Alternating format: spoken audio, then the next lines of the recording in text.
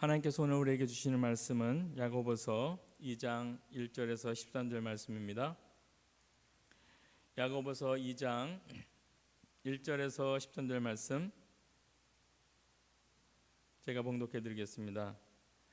내 형제들아, 영광의 주 곧 우리 주 예수 그리스도를 믿는 믿음을 너희가 받았으니 사람을 외모로 취하지 말라. 만일 너희 회당에 금 가락지를 끼고 아름다운 옷을 입은 사람이 들어오고 또 더러운 옷을 입은 가난한 사람이 들어올 때 너희가 아름다운 옷을 입은 자를 돌아보아 가로되 여기 좋은 자리에 앉으소서 하고 또 가난한 자에게 이르되 너는 거기 섰든지 내 발등상 아래 앉으라 하면 너희끼리 서로 구별하며 악한 생각으로 판단하는 자가 되는 것이 아니냐. 내 사랑하는 형제들아, 들을지어다. 하나님이 세상에 대하여는 가난한 자를 택하사 믿음에 부요하게 하시고 또 자기를 사랑하는 자들에게 약속하신 나라를 유업으로 받게 아니하셨느냐. 너희는 도리어 가난한 자를 괄시하였도다. 부자는 너희를 압제하며 법정으로 끌고 가지 아니하느냐. 저희는 너희에게 대하여 일컫는 바 그 아름다운 이름을 회방하지 아니하느냐. 너희가 만일 경에 기록한 대로 내 이웃 사랑하기를 내 몸과 같이 하라 하신 최고한 법을 지키면 잘하는 것이거니와 만일 너희가 외모로 사람을 취하면 죄를 짓는 것이니 율법이 너희를 범죄자로 정하리라. 누구든지 온 율법을 지키다가 그 하나에 거치면 모두 봉함자가 되나니 간음하지 말라 하신 이가 또한 살인하지 말라 하셨은즉 내가 비록 간음하지 아니하여도 살인하면 율법을 범하는 자가 되느니라. 너희는 자유의 율법대로 심판받을 자처럼 말도 하고 행하기도 하라. 긍휼을 행하지 아니하는 자에게는 긍휼 없는 심판이 있으리라. 긍휼은 심판을 이기고 자랑하느니라. 아멘.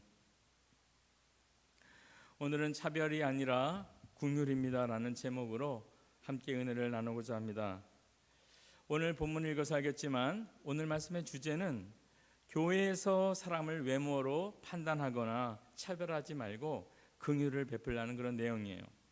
전에 한번 설명드렸는데 초대교회가 있을 때는 잘 사는 사람은 굉장히 잘 살고 그러고 못 사는 사람은 굉장히 못 살았는데 대부분의 사람들이 못 살았다 그랬어요. 한 80에서 85%가 그날 벌어서 그날 먹는 사람들이라고 말씀드렸습니다. 그리고 이때 복음이 전해지자 교회에 이런 분들이 많이 출석을 했어요. 그래서 집도 없고 직장도 없고 때로는 남의 노예, 종으로 살던 분들이 이제 교회로 출석하기 시작했습니다. 이런 상황이에요. 이런 상황에서 야고보가 오늘 한 예를 들죠. 부자가 옵니다. 그 당시에 금가락지를 꼈으면 굉장한 부자예요. 지금은 뭐 대부분 사람들이 금가락지를 꼈는데 저도 꼈죠. 그런데 그 당시에는 굉장한 부자였어요. 그런데 이 부자는 교회 멤버는 아니었던 것 같아요. 왜냐하면 2장 6절을 보면 이렇게 되어 있죠. 부자는 너희를 압제하여 법정으로 끌고 가지 아니하느냐 이렇게 되어 있어요. 그래서 그 당시에 부자들은 대부분 교인은 아니었던 것 같아요. 사회적으로 지위 있는 분이 교회에 방문했는데 이것을 보고 있던 분이 높은 분이 오니까 이렇게 귀하게 맞이하고 자기 자리를 양보해 준 거예요. 그런데 이어서 이제 가난하고 별별 없어 보이는 사람이 딱 들어오니까 그에게는 거기 섰든지 아니면 발등상에 있든지 하라는 거죠. 발등상이 뭡니까? 발을 딛는 장소예요. 결국 땅바닥에 앉으라는 얘기예요. 자리가 없으니까 너 땅바닥에 앉든지 서 있든지 너 알아서 하라는 것입니다. 높은 분이 왔을 때 자리를 양보해 주는 분은 사실은 좋은 의도일 거예요. 이렇게 부자들이 때로는 법정의 사람들을 끌고 가니까 그래도 교회가 좀 잘 보여야겠다는 생각으로 특별 대접을 해줬겠죠. 있을 수 있는 일입니다. 그런데 이렇게 있을 수 있는 일이지만 야고보는 이거에 대해서 지금 심하게 꾸짖고 있는 것이에요. 6절에 보면 너희는 가난한 자를 괄시하였다고 지금 책망하는 것입니다. 가난하고 돈이 없다고 차별 대우하지 말라는 것이에요. 어떤 사람은 유명할 수도 있고 어떤 사람은 유명하지 못할 수도 있어요. 교육 정도가 높을 수도 있고 낮을 수도 있고 몸이 온전할 수도 있고 뭔가 불편할 수도 있습니다. 이런 것 때문에 차별 대우하지 말라는 것이죠. 특별히 성도된 우리들은 서로 간에 차별 대우하면 안 돼요. 그 이유가 오늘 성경에 두 가지로 말하고 있습니다. 첫 번째 이유는 뭐냐면 하나님의 마음이 가난한 사람들에게 있기 때문이에요. 다시 말하면 가난한 사람 그리고 불우한 사람을 우리가 차별대하면 하나님의 마음을 아프게 만든다는 것이에요. 5절이죠. 내 사랑하는 형제들아 들을지어다. 하나님이 세상에 대하여는 가난한 자를 택하사 믿음에 부요하게 하시고 또 자기를 사랑하는 자들에게 약속하신 나라를 유업으로 받게 아니하셨느냐. 가난한 자를 택하시고 믿음에 부요하게 하셨다고 하나님 나라의 유업을 주시겠다고 지금 말씀하시고 있어요. 왜 가난한 자를 택하신 것입니까? 그 이유는 이들은 하나님의 도움 없이는 살아갈 수 없는 존재예요. 하나님의 도움이 절실한 사람들이죠. 그렇기 때문에 믿음으로 부요해지려는 그 노력과 생각을 갖고 있고 하나님을 신뢰하고 사랑하는 마음이 있었던 자들입니다. 이렇게 하나님의 도움을 갈망하기 때문에 이들에게 하나님의 마음이 고이는 것이에요. 하나님의 특별한 사랑이 이들에게 있는 것이에요. 그렇기 때문에 이들의 마음이 닫히면 하나님의 마음이 함께 괴로워지는 것이에요. 낮은 자를 향한 하나님의 사랑은 구약부터 신약에 걸쳐서 많이 나옵니다. 신명기 24장 17절 보면 이렇게 되어 있어요. 너는 객이나 고아의 송사를 억울하게 말며 과부의 옷을 전집하지 말라. 여기 세 종류의 사람이 나오죠. 객, 고아, 과부예요. 이들의 특징이 뭡니까? 힘없는 자들이에요. 힘없는 자들. 객은 나그네죠. 나그네는 그러니까 영주권 없이 이민 여기 사회에 와 계신 분이에요. 그러니까 법적으로 보호를 받지 못하는 분. 그런 분들을 나그네라 그러죠. 고아는 아버지가 없는 분인데 그 당시에는 좀 멸시를 받았습니다. 그리고 마치 들짐승처럼 취급을 도움을 받지 못했어요. 어디서도 이렇게 보호를 받지 못했던 것이에요. 과부도 마찬가지죠. 그 당시에 과부는 유업이 없습니다. 기업이 없어요. 남편이나 아들이 있어야 기업이 있는데 과부로 있으면 없는 것이에요. 살 방도가 막막한 분이 바로 이들 분이에요. 그렇기 때문에 성경은 이들을 멸시하지 말라는 것이에요. 그리고 이들의 약점을 이용해서 무엇인가를 탈취하려고 하지 말라는 것이죠. 이런 약한 자에 대한 배려는 성경에서 신명기 24장 19절에서 21절을 보면 아주 잘 나와 있어요. 아주 이 말씀을 읽을 때마다 저는 감동해요. 와, 구약의 하나님이 이런 분이었구나. 내가 밭에서 곡식을 벨 때에 그 한 목을 밭에 잊어버렸거든 다시 가서 취하지 말고 객과 고아와 가부를 위하여 버려두라. 그리하면 내 하나님 여호와께서 내 손으로 하는 범사에 복을 내리시리라. 무슨 얘기예요? 추수를 하다가 어느 부분을 까먹고 추수를 안 했어요. 그러면 기억났다고 다시 가서 하지 말고 그대로 놔두라는 것이에요.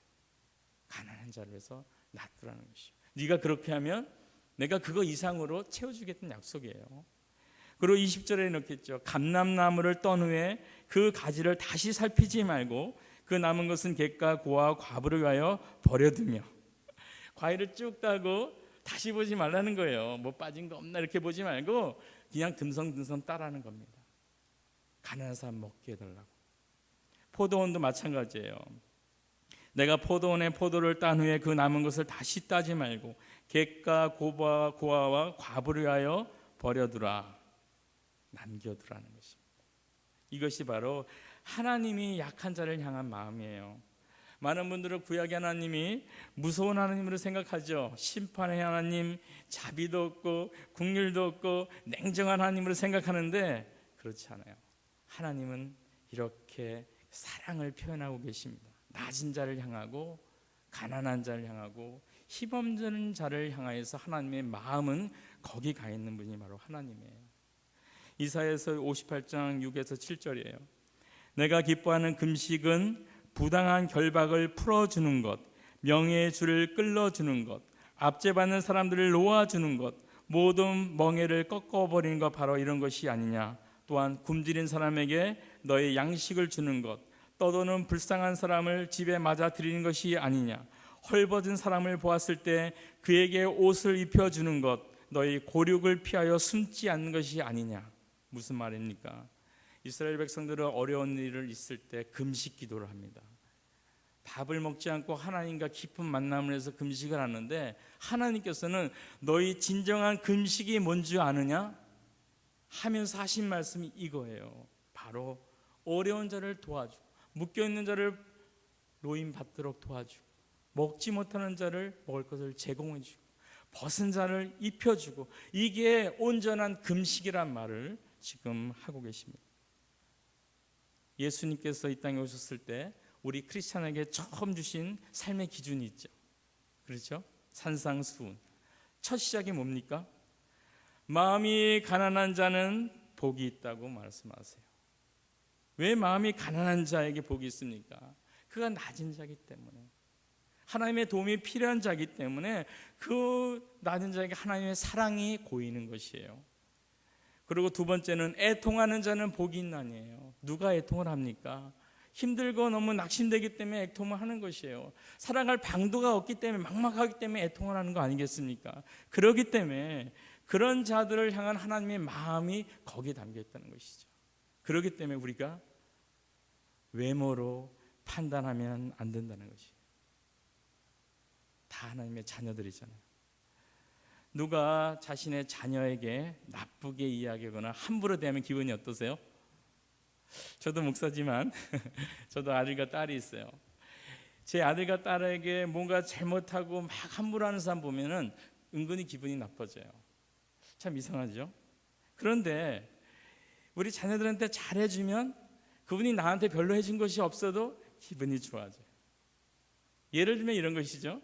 한 유학생이 여기 있는데 하루는 배탈 나서 너무 고통받고 있을 때 옆집에 사는 집사님이 너 아프구나 하고 차로 태워서 병원까지 데려다 주고, 그리고 다 진료받고 오게 한 다음에 죽까지 써서 먹게 해줘서 그 힘든 과정을 잘 넘겼다는 얘기를 한국에 있는 부모님이 들었다면 기분이 어떻겠습니까? 그 집사님한테 너무 감사한 마음이 들 거예요. 전화하고 너무 고맙다는 얘기를 하고, 만약에 기회가 되면 선물이라도 보내주고 싶을 것이에요. 이게 바로 부모의 마음 아닙니까? 우리가 자녀를 향한 마음도 이래요. 근데 하나님은 이거보다 더 깊은 사랑의 마음을 자녀에게 갖고 있다는 것이에요. 그렇기 때문에 서로 차별하면 안 된다는 것이죠. 만약에 어떤 부부가 3남 7녀를 뒀어요. 욥이 그렇게 넣었죠. 7남 3녀죠. 하여튼 7남 3녀를 뒀는데, 만약에 이 아이들 중에 서로 약점 갖고 얘기하고 서로 잘못을 일르고 그리고 서로 나쁘다고 비난하고 그러면 그 부모님 마음이 편하겠습니까? 그래 너는 괜찮아. 너는 정말 정직한 애야. 넌 좋은 애야. 그리고 쟤는 나빠. 부모님 그러겠습니까? 아니죠. 마음이 상해요. 부모님은 제일 좋을 때가 언제예요? 자녀들이 서로 사랑할 때고, 서로 돌아볼 때고, 서로 도와줄 때, 관심을 가질 때입니다. 이걸 볼 때 부모님들은 기분이 좋아져요. 하나님도 마찬가지예요. 하나님의 사랑은 낮고 그러고 연약한 자에게 가 있어요. 그렇기 때문에 우리는 이들을 돌볼 준비가 되었어요. 가난한 사람들, 불우한 사람들, 핍박받는 사람들, 고통받는 사람들, 마음이 허전한 사람들을, 이런 사람들을 돌봐줄 때 하나님께서는 아까 말씀드린 타국에서 이와가고 있는 자기 자녀에게 도와준 것 이상으로 기뻐하신다는 것입니다. 두 번째로 우리가 차별 대우를 해서 안 되는 이유는 하나님은 외모로 취하지 않기 때문이에요. 즉 차별 대우는 하나님의 성품과 어긋난다는 것이죠. 정치계도 마찬가지시죠. 무슨 짓을 해서 높은 자리에 앉고 정권을 획득했어도 이미 정권을 획득한 다음에는 세상 사람들이 인정을 해주는 것이에요. 왜요? 그 위치를 보기 때문에. 그 안에 무슨 내면에 무슨 생각이 있는 건 중요하지 않아요. 그 사람이 지금 부를 갖고 있느냐, 권력이 있느냐, 높은 지위에 있느냐, 여기에 따라서 사람들은 차별하고 판단하는 것입니다. 여성들은 어때요? 여성들은 또 예쁘면 덕을 많이 보죠. 그러니까 수술을 많이 하잖아요. 지금 한국 우리 자매들은 거의 형제가 비슷하다면서요. 딱 가면 비슷하대요. 다 수술을 하도 많이 해서 다 비슷하게 예쁜 미인형이죠. 그렇게 될 때입니다. 왜요? 예쁜 사람이 사치를 하면 멋있다. 그럴 수도 있지. 변덕 부리면 발랄하다 이렇게 얘기하거든요. 그리고 못생긴 사람이 사치 부리면 뭐라 그래요? 이야, 정말 저 보석이 아깝다. 정말 옷이 고생한다. 뭐 이런 식으로 얘기를 하잖아요. 예쁘면 용서가 되고 못생기면 용서를 못 해줘요. 여기에 우리가 동일하게 마음을 뺏기면 안 됩니다. 그래서 세상은 이런 상황이기 때문에 아무리 사랑과 희락과 화평과 오래 참음과 자비와 양성과 온유와 충성과 절제 같은 아름다운 내면의 열매가 있어도 이런 사람들의 가치를 인정하지 않아요. 좋은 사람일 수는 있지만 성공할 만한 사람으로, 출세할 만한 사람으로는 보지 않습니다. 오히려 약간 모자란 듯하고 성공할 가망성이 없는 사람으로 평가되기 쉽다는 것입니다. 제가 지금 그렇다고 우리 믿는 성도들은 능력 필요 없습니다, 실력을 쌓을 필요가 없어요, 이런 얘기하는 것이 아니에요.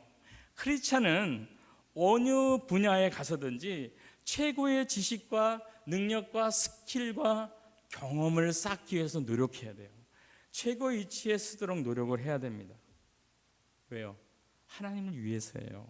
그런데 이 과정에서 우리들이 가장 중요하게 생각해야 될 것은 우리들을 겉모습을 향한 세상 사람들의 인정과 칭찬보다 하나님께 인정받고 칭찬받을 내면을 닦는 것을 더 중요하게 여겨야 된다는 것이에요. 이런 얘기죠. 만약에 내가 열심히 어떤 일을 추진하고 어떤 지위에 오르고자 노력하고 있어요. 그러다가 세상 사람들의 인정과 하나님의 칭찬을 선택해야 될 경우가 생깁니다. 세상의 영광을 포기할 것이냐, 아니면 하나님이 기뻐하신 일을 내가 선택할 것이냐, 이때 우리는 성공할 가망성이 없는 사람처럼 보여질 수 있지만 우리가 선택해야 되는 것은 하나님이 기뻐하시고 하나님 마음에 드는 일을 선택해야 되는 게 크리스찬이라는 것이에요. 이런 이유 때문에 세상을 살아가는 우리들이 갈등을 느낄 수 있고, 이런 이유 때문에 우리들이 외모를 생각할 수 있다는 것이에요.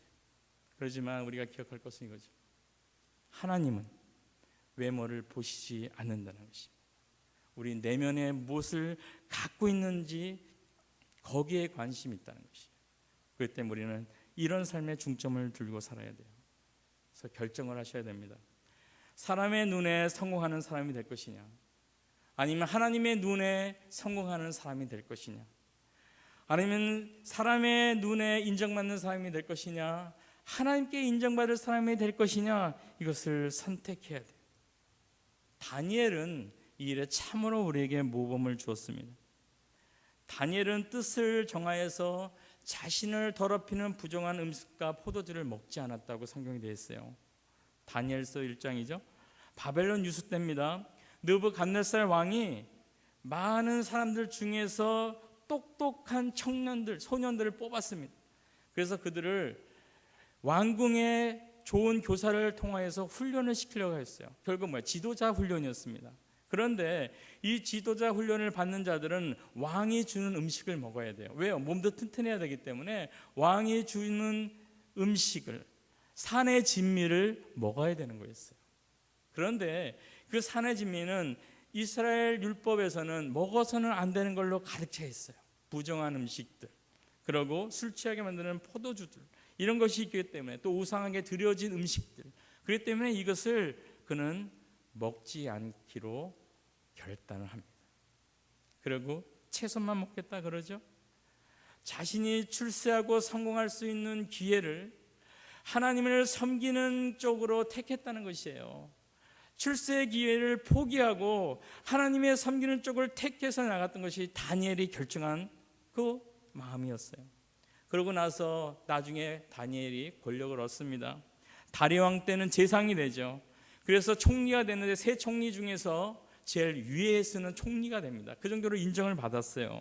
그런데 반대 세력이 어떤 일을 꾸밉니까?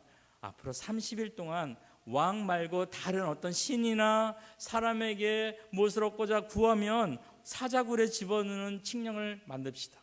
왕이 동조를 했습니다.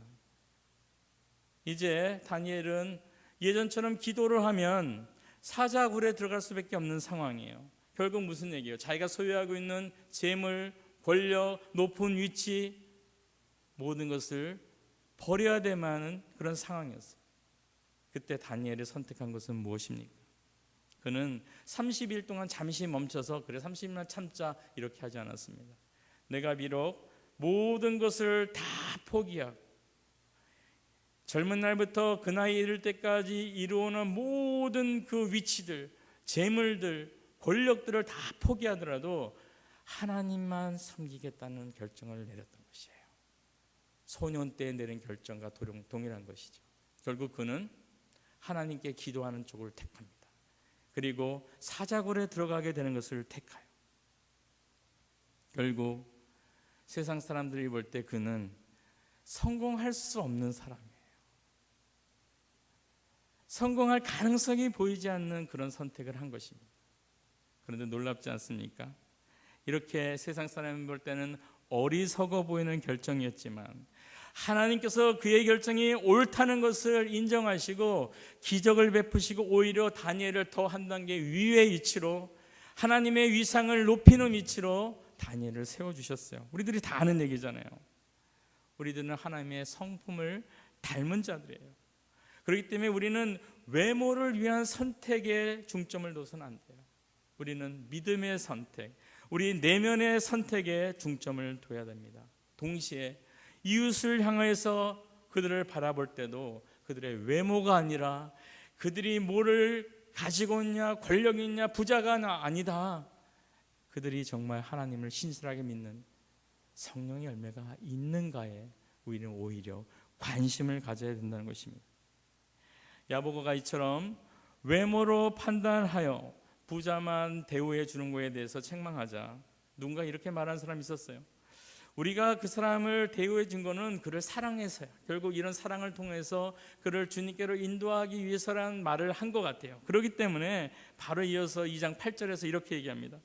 너희가 만일 경에 기록한 대로 내 이웃 사랑하기를 내 몸과 같이 하라 하신 최고한 법을 지키면 잘하는 것이거니와. 네가 정말 사랑의 마음으로 했으면 잘했다라고 일단 야고보는 칭찬을 합니다. 부유한 사람이라고 사랑하지 않는 것은 잘못이죠. 우리는 지금 가난한 자만 집중해서 얘기했는데 반대의 따돌림도 있는 것이죠. 부자라고 시기하고 미워하고 저 사람 많이 공부했다고 학위가 많다고 시기하고 질투하고 괜히 그 사람 발목 잡고 이것도 잘못이라는 것입니다. 차별 대우라는 것이에요. 레위기 19장 15절을 보면 이렇게 되어 있습니다.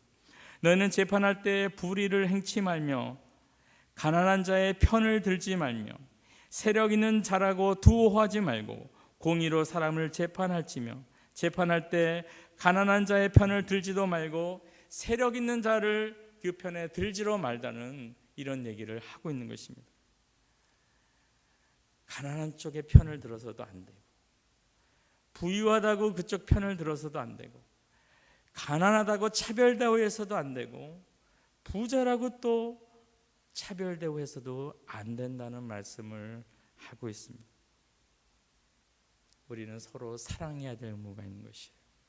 골고루 사랑해야 되는 것입니다. 밸런스를 맞춰야 돼요. 그렇기 때문에 우리가 마음에서 하나님과 동일한 마음으로 사람들을 대해야 되는 것입니다. 제가 차별 대우해서는 안 되는 이유를 두 가지를 말씀드렸어요. 첫 번째는 하나님의 마음이 가난한 자에게 있기 때문이라고 했어요.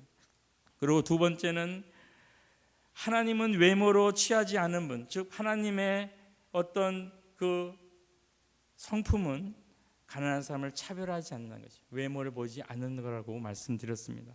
그럼 끝으로 어떻게 하면 그런 교회에서 차별 대우를 하지 않을 수 있는가? 여기에 대한 대답도 야고보가 하고 있죠.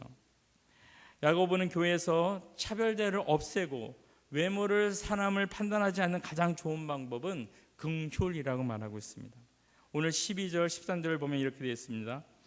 너희는 자유의 율법대로 심판받을 자처럼 말도 하고 행하기도 하라. 긍휼을 행하지 아니하는 자에게는 긍휼 없는 심판이 있으리라. 긍휼은 심판을 이기고 자랑하느니라. 우리가 사람을 차별 대우하면 안 되는 이유는 우리의 자유의 율법대로 우리가 심판을 받을 자이기 때문이에요. 자유의 율법이 무엇입니까? 신약의 율법을 말하는 거잖아요. 우리에게 죄와 그리고 지옥 형벌이 있죠. 그리고 율법의 멍에에서 건져준 것이 바로 예수 그리스도의 그 복음이에요. 예수 그리스도의 십자가의 대속입니다. 이거로 근거로 우리는 하나님 앞에 온전히 쓸 수 있어요. 우리는 이 대속의 은혜로, 이 긍휼로 하나님 앞에 특혜를 얻은 자들입니다. 특혜가 무엇입니까? 죽느냐 사느냐, 지옥이냐 천국이냐는 심판은 없다는 것이죠. 이것이 특혜예요. 이것이 믿는 자의 특혜입니다. 그런데 착각하면 안 되는 것은, 그럼 하나님의 심판이 없느냐라고 생각하는 분이 계신데 아니에요. 심판이 있습니다. 상벌에 대한 심판이죠. 우리가 어떤 삶을 살았는지 우리의 삶에 대해서 낱낱이 보고하고 그 삶에 대한 판단을 우리가 받을 날이 오는 것이에요. 계시록에 보면 우리 혀가 얘기한다 그래요. 그때는 우리 혀를 우리가 컨트롤할 수 없어요. 우리 혀가 하나님 앞에 다 우리의 속내기, 우리가 사람들이 보지 않을 때 벌어졌던 모든 일들, 나만 생각했던 모든 생각들, 그거를 다 혀가 하나님 앞에 고백하는 시간이 옵니다. 자랑스러운 고백이 될 수도 있겠고 때로는 부끄러운 고백들도 나타날 수 있을 것입니다. 우리가 성경에서 1만 달란트 탕감받은 자가 100데나리온 빚진 자에게 함부로 행함으로 받는 그 부끄러움, 그런 부끄러움을 하나님 앞에서 받을 수 있어요. 예수 그리스도의 구속의 피로 우리는 1만 달란트를 탕감받은 자인데 우리 속마음 속에 작은 것들을 용서하지 못하고 또 계속 반복되는 죄를 지음으로써 하나님 앞에 부끄러운 구원자의 모습으로 쓸 수 있다는 것이에요. 심판이 있다는 것입니다. 그렇기 때문에 우리가 하나님의 큰 은혜와 긍휼을 받은 자라면 그런 자답게 행동하라는 것입니다. 그런 자답게 긍휼의 눈으로 서로를 대하고 바라보라는 것이에요. 우리는 틀림없이 구약에 매여 있지 않는 사람입니다. 성령 안에서 율법에서는 자유로운 자예요. 그런데 내 마음대로 살아서는 안 된다는 것입니다.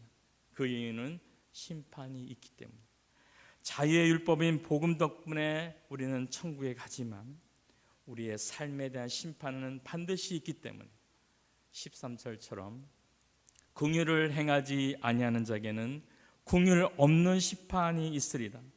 긍휼은 심판을 이기고 자랑하느니라고 하신 것처럼 우리가 긍휼로 심판을 이겨낼 수 있는 것이에요. 우리가 하나님 앞에 떳떳이 있을 수 있는 이유는 예수 그리스도의 긍휼과 사랑 때문입니다. 그렇기 때문에 우리도 이 긍휼을 베풀어야 돼요. 얼마나 이것을 강조합니까? 긍휼을 행하지 않으면 긍휼 없는 심판을 받게 된다. 주님이 이렇게 말씀하세요. 이 정도로 명령 이상의 강조를 지금 하고 있는 것입니다. 긍휼은 행해도 되고 안 해도 괜찮은 그런 선택의 여지가 있는 것이 아니에요. 명령보다 더 강한 명령 이상으로 지금 얘기하고 있습니다. 반드시 우리는 긍휼을 베풀어야 돼요. 다른 사람을 향해서 긍휼의 눈으로 봐야 된다는 것입니다. 그런데 한국 사람들 참 힘들죠? 왜 그런지 아세요? 단일 민족이었기 때문에 그래요. 인종차별 무지하게 합니다. 우리는 안 하는 줄 알지만 아니에요. 인종차별 가장 많이 하는 나라가 한국이라고 그러더라고요. 저도 깜짝 놀랐어요. 그래갖고 색깔 다르다고 뭐라 그러고, 북쪽에 산다고 또 뭐라고 차별하고, 그리고 우리와 생활 풍습이 다르다고 차별하고, 먹는 음식 다르면 또 무시해요. 우리도 이상한 거 먹으면서. 좋은 거죠. 좋아하는데 다른 사람이 볼 때 이상한 거 먹잖아요. 순대 같은 거. 그러면서도 우리들이 다른 음식 보면서 또 평가를 하고 차별 대우를 한다는 말이죠. 우리가 5,000년이란 긴 역사 동안 단일 민족이라고 생각했던 그 교만함이 있기 때문에 우리 생활 속에서 이 차별 대우하는 게 아주 익숙해져 있어요. 그렇기 때문에 힘듭니다. 하지만 이 차별 대우를 넘어서야 돼요. 차별 대우는 우리 이기심의 관점에서 상대방을 보는 거잖아요. 뭔가 이득을 얻어낼 것이 있느냐 없느냐에 따라서 차별 대우하는 것이에요. 그렇기 때문에 결론적으로 말씀드릴 것은 우리가 서로를 바라볼 때 긍휼의 눈으로, 이해의 눈으로, 사랑의 눈으로 보셔야 된다는 것이. 우리가 누군가는 상관없습니다.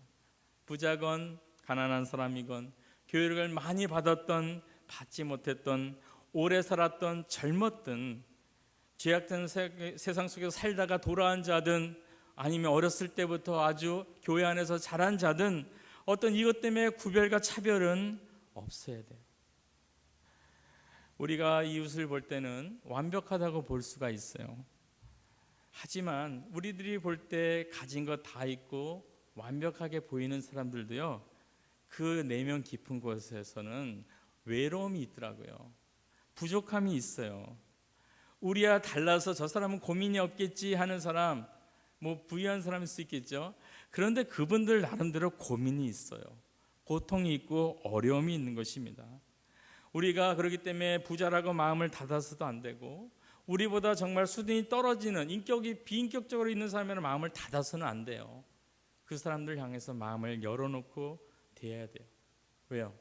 그 깊은 곳 안에 외로움이 있기 때문에.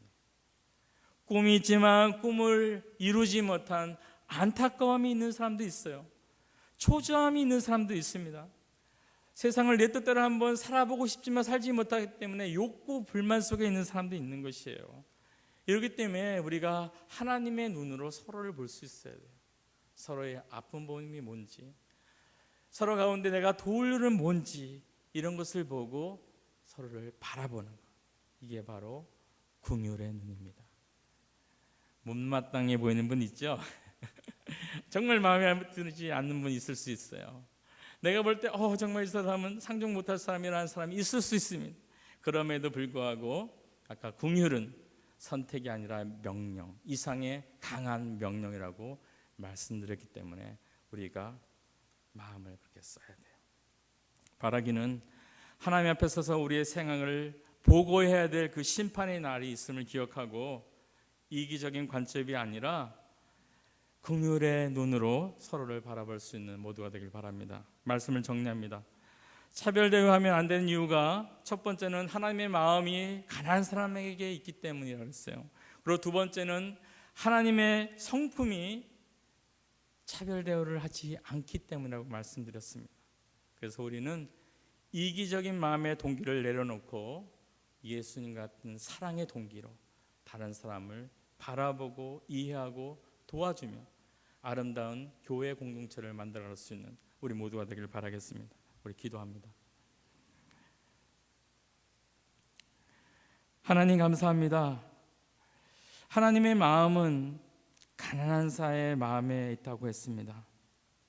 그렇기 때문에 우리가 약한 자들을 마음 아프게 하면 하나님이 마음 아파하신다고 했습니다. 그리고 하나님은 외모로 취하지 않고 차별 대우하지 않는 그런 하나님이기 때문에 그런 성품을 물려받은 우리 자녀된 우리들은 동일하게 하나님의 마음으로 차별 대우를 하지 말아야 된다고 오늘 말씀을 하십니다. 하나님, 진정으로 우리의 힘으로 이것을 하기가 어렵다는 것을 압니다.